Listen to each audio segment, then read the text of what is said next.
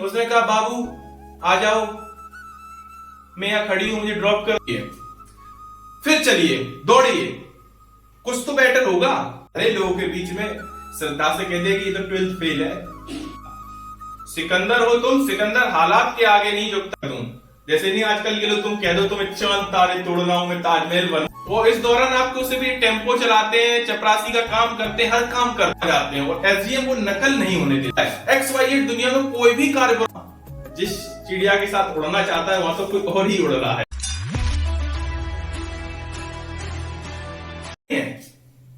Friendship करना बुरा नहीं है, बट फ्रेंडशिप जब आप कर रहे हो, जब दोस्ती कर रहे हो, तो किस ट्रैक पे जा रहे हो ये इंपॉर्टेंट है। अगर उस फ्रेंडशिप से अगर कोई आपके जीवन में आ रहा है या कोई जीवन में आपके आ रही है, और उस फ्रेंडशिप के करने से अगर आप मेहनत कर रहे हो, पढ़ाई कर रहे हो, मेहनत करके आपको पढ़ने के लिए प्रेरित व्यक्ति कर रहा है, तो फ्रेंडशिप बहुत अच्छी है। एक हमारे नवोदय में टीचर हुआ करते थे बिहार के, उन्होंने एक बड़ी अच्छी लाइन हमें सिखाई थी हिंदी पढ़ाते वक्त। हिंदी के अध्यापक थे कि दुनिया में कोई भी कार्य बुरा नहीं होता है। XYZ दुनिया में कोई भी कार्य बुरा नहीं होता है अगर समय या नजाकत या फिर जो करने का तरीका है वो सही हो। अगर ये चीजें सही है तो दुनिया में कोई भी कार्य बुरा नहीं है। और वास्तविकता है ये। लोग अक्सर गाली देते हैं, गाली देना बुरा है, लेकिन वही गाली जब आप शादी विवाह में जाते हो या आपके किसी फंक्शन में जाते हो तो एक रस्म के तौर पर दी जाती है, तो आपको शायद बुरा नहीं लगता है। लेकिन ऐसे कोई देख दे निकाल देगा, देना भी मत।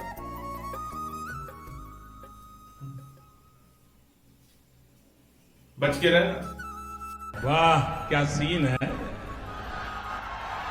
वाह क्या सीन है। तो इट्स डिपेंड ऑन सिचुएशन कि सिचुएशन क्या है, टाइम, समय, तरीका। अगर वो आपका सही है तो सब सही है। फ्रेंडशिप कर ली, उसने कहा बाबू आ जाओ, मैं यहां खड़ी हूं, मुझे ड्रॉप कर दो। बाबूजी पहुंच गए, गाड़ी लेके। वही मम्मी ने कहा बेटा ये काम होना है। नहीं मम्मा मुझे पढ़ना है। ऐसा लगता है भैया कि अंबानी के बाद यही सबसे बिजी आदमी है, तो उसे कुछ नहीं दिखाए तो मना कर देगा या कर दे। XYZ दोनों की बात कर रहा हूं। बड़ा हरामी हो बेटा। बाबू नींद नहीं आ रही है तो बाबू सोना दोनों जगह जा रहे हैं पूरी रात। ये क्या है? वाह क्या सीन है, वाह क्या सीन है। तो मैंने क्या कहा, तरीका ठीक होना चाहिए।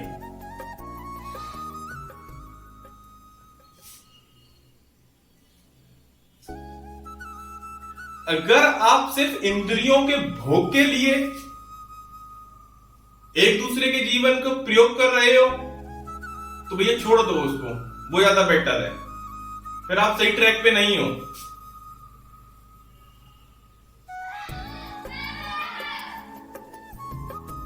आप गलत हो। फिर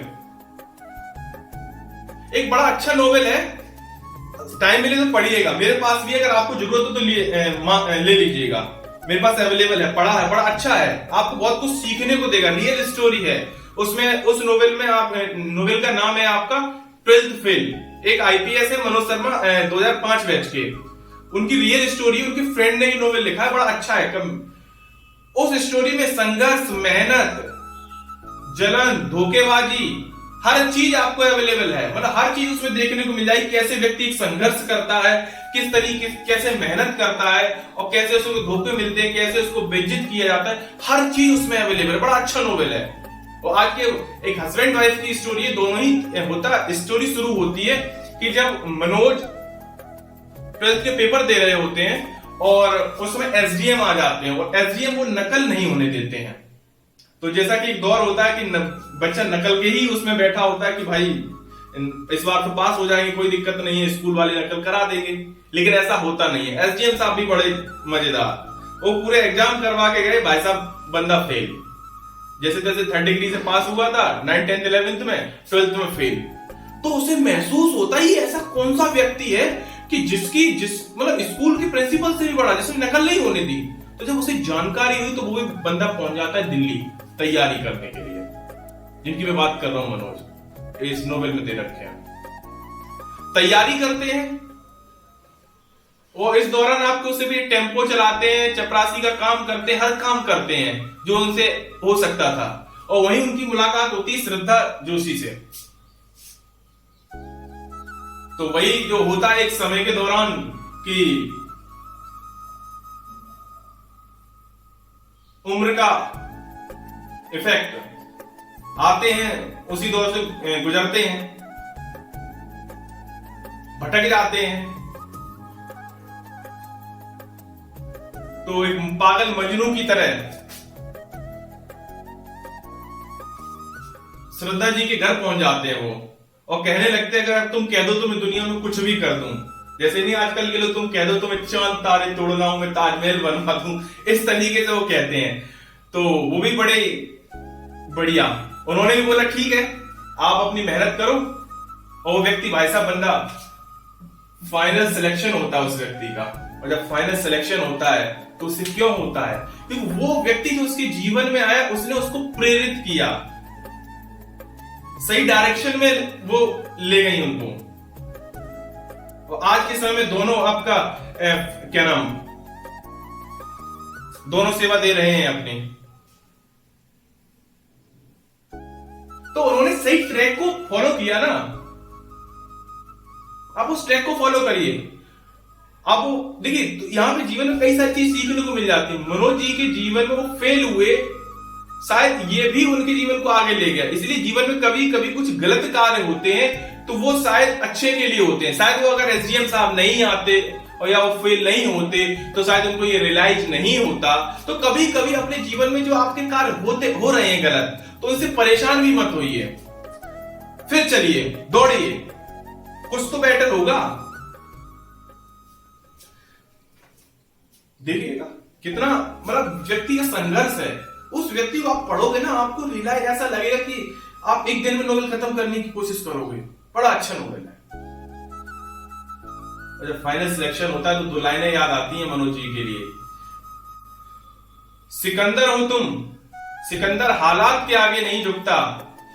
सिकंदर हो तुम, सिकंदर हालात के आगे नहीं झुकता। तारा टूट भी जाए तो जमीन पर नहीं गिरता। गिरते हैं हजारों दरिया समंदर में, पर कभी कोई समंदर दरिया में नहीं गिरता। तो उन्होंने उस चीज को प्रूव किया। और तो वो उस समुंदर की तरह हैं जो अपनी परेशानियों से कभी उनका मन डगमगाया नहीं, बढ़े आगे और बढ़े और फाइनल सिलेक्शन लिया। तो ये तो बात हो गई उनके संघर्ष की, मेहनत की। तो इसी में एक बड़ा अच्छा एक बीच में वाक्य है जलन का, जो आमतौर पे होता है। इसमें एक कैरेक्टर है पांडे जी। तो पांडे जी की फ्रेंडशिप होती है और पांडे जी को धोखा मिलता है। धोखा कैसे? उनकी जब फ्रेंड की शादी होती है तो वहां पहुंचते हैं। तो एक उनका दूसरा जो फ्रेंड है वो कहता है, देख भाई तू जिस चिड़िया के साथ उड़ना चाहता है वहां तो कोई और ही उड़ रहा है। तो पांडे जी को विश्वास नहीं होता कि जहां वो हाथ मारने की कोशिश कर रहे हैं वहां तो कोई और ही तैयार है। तो पांडे जी जब जाके खुद देखते हैं कि भैया हाँ ये तो रियल में किसी विदेशी परिंदे के साथ है, कोई इंजीनियर है, तो उनका उधर अफेयर होता है। तो पांडे जी को भाई साहब बड़ा गम होता है। पांडे जी गम में डूब जाते हैं, जैसे तैसे निकलते हैं। पढ़िएगा, बड़ा अच्छा है।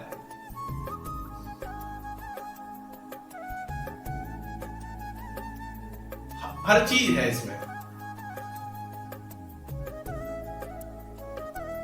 एक वाक्य है इसमें, व्यक्ति आपसे जलने कैसे लगता है।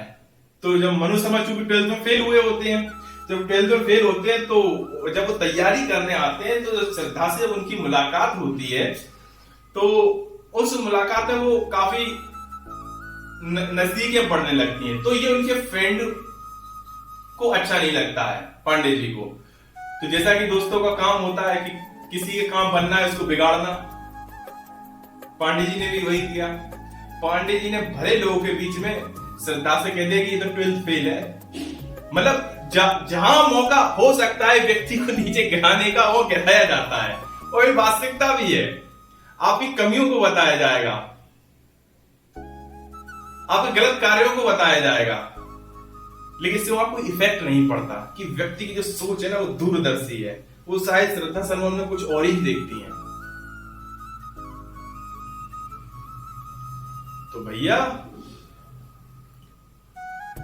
काम सभी सही है, लेकिन तरीके आपके सही होने चाहिए। आपका कैरेक्टर अगर सही है तो सब कुछ सही है। If you lose your money, you lose nothing. If you lose your health, you lose something.